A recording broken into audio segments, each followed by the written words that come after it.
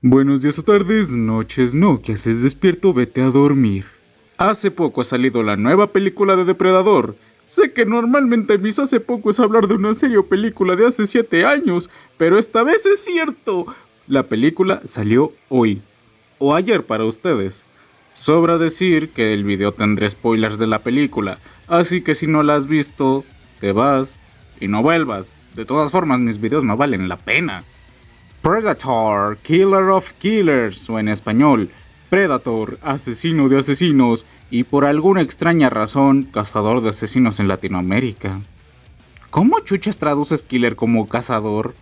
En fin, esta es la más reciente entrega de la franquicia de los alienígenas con cara de vagina, y debo admitir que rápidamente se ha colocado entre mis películas favoritas de esta franquicia, aunque a su vez me genera muchas dudas.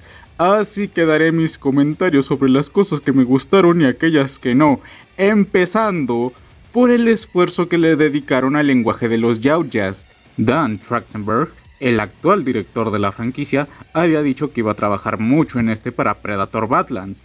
Y es un gusto ver un vestigio de eso en esta película, pues tenemos textos e incluso conversaciones siendo traducidas de este idioma, algo que quizás para algunos puede parecer una tontería, pero que genuinamente enriquece el lore de la franquicia al permitirnos conocer un aspecto tan básico, pero tan fundamental en la cultura de los yauyas. Posterior a esto pasamos a ver la historia de 3 diferentes guerreros en la historia que se enfrentan a yauyas: el escudo, la espada y la bala. La primera siendo Ursa, una vikinga que busca venganza contra el sujeto que mató a su padre y que junto a su grupo terminan cruzando caminos con un yauya, enfrentándose con él y acabando con todos muertos, exceptuándola a ella. La historia en sí no tiene nada de especial, pues es la típica historia sobre el cómo la venganza puede llevarte a perder algo mucho más valioso, pues tras todo el conflicto, logra su venganza, pero también pierde a las personas que más quería, eliminando de esa forma aquella marca que le dejó su padre, pero yéndose con una aún más grande, con el dolor de ver morir a su propio hijo. La segunda historia es mi favorita. Es la de 2 hermanos japoneses que son obligados a tener un combate en el que uno de ellos se niega a pelear, pero el otro decide atacarlo igualmente, terminando con el pacífico saliendo huyendo del lugar para posteriormente buscar venganza 20 años después y demostrar quién es realmente el mejor espadachín de los dos, logrando vencer a su hermano para posteriormente encontrarse con el Yaoya, decidiendo hacer un equipo para derrotar al monstruo que los amenaza a ambos. Básicamente, es una historia sobre cómo el rencor y el orgullo pueden dañar incluso un vínculo tan fuerte como el de la familia, pero especialmente me encanta por 2 motivos.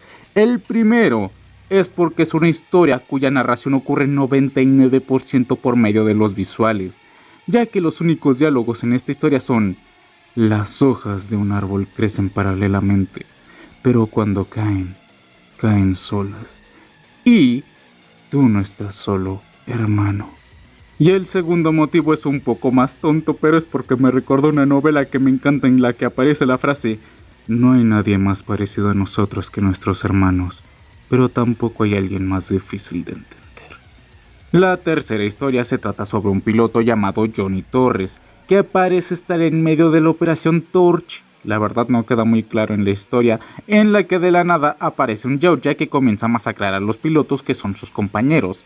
Siendo sinceros, esta historia es mi menos favorita de la película. No considero a Johnny un mal protagonista, no lo considero un mal personaje tampoco, pero no logro conectar con esta parte del filme, principalmente porque no entiendo nada sobre combates aéreos, así que no sé qué chucha ocurre en el combate el 90% del tiempo, no entiendo las pinches tácticas de combate. Pero tras todo esto, el camino de los 3 personajes se cruza. Cada decisión, cada corazón roto, cada traición nos lleva a este momento. Ese diálogo me lo copié de una película, pero igual le queda bien a mi guión. En este momento, los 3 personajes fueron secuestrados por los Yaoya para realizar un combate a muerte en el que terminan uniendo fuerzas para escapar del planeta. Y ya, resumidamente, esa es toda la película. Es una película muy simple, pero muy entretenida y con un buen desarrollo de personajes. Pero aún gustándome tanto, hay cosas que me desconciertan, pues al final vemos que la protagonista de Prey también fue capturada, lo que me deja con muchas dudas, pues si bien el Feral Predator no era un cazador muy honrado, se notaba que poseía cierto honor a la hora de cazar. Pero esta película pareciera contradecir eso, pues todos los Yautja se la pasan rompiendo el código de honor, haciendo cosas como no deshacerse de su camuflaje en medio de un combate, atacar sin igualdad de posibilidades, forzar a combatir a un guerrero indispuesto a hacerlo, no buscar realmente trofeos de caza o directamente no respetar a los notables. Los Yautja no parecen seguir ninguna de sus reglas de cacería, como si fuesen mala sangre, solo que si fuesen mala sangre, entonces no tendría sentido el comportamiento del Feral Predator en Prey. Suponiendo que sí son mala sangre, podríamos justificarlo con que estos invadieron el territorio de caza del Feral Predator, cosa que de hecho es plausible, pues no parecen un clan, sino que parece que cada individuo proviene de un lugar diferente. Esto obviamente lo digo basándome en las obvias diferencias físicas de cada Yautja del filme, cosa que solo ocurre cuando los Yautja provienen de distintos puntos del planeta, pues el aspecto de estos varía dependiendo del clima y el lugar en el que fueron criados. Si fuesen de un mismo clan o al menos procediesen del mismo lugar, no tendría sentido alguno que tuvieran diferencias físicas tan drásticas. Y sobre la animación, siendo un tema en el que yo suelo explayarme mucho, realmente aquí no tengo mucho que criticarle. La animación de la película es muy buena, pero si acaso diría que está saturada de cámaras lentas que en lugar de brindar algún tipo de suspenso o ayudar a generar más brutalidad en la acción, terminan haciéndola más lenta y tediosa.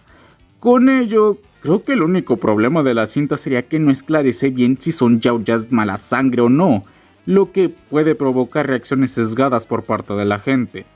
Pero sin contar eso, yo diría que fácilmente es la tercera mejor película de la franquicia, o al menos hasta que salga Badlands, y nos pueda hacer cambiar de opinión. Dicho esto, chao gente bonita, y saquen a los pinches Snyder Tarts del fandom, chingada madre. Swag.